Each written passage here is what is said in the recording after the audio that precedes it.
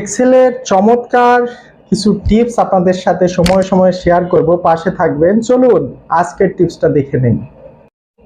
আপনাকে টাইটেল সহ একটি নাম দেয়া হলো এবং বলা হলো যে টাইটেলটা বাদ দিয়ে শুধু স্পেসিফিক নামটা লিখবেন। তবে আপনি কি করবেন? বারবার কি তার নামগুলো টাইপ করবেন?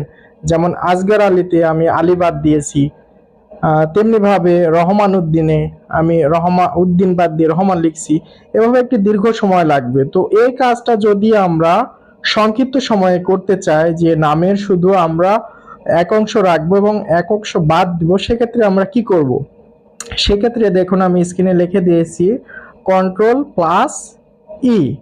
মানে আমরা জাস্ট একটি নামের প্রথম টাইটেল নামটি লিখব এবং পরের কলাম সিলেক্ট করে জাস্ট Ctrl+E প্রেস করব, ব্যাস আমাদের যতগুলো নাম থাকবে সবগুলোর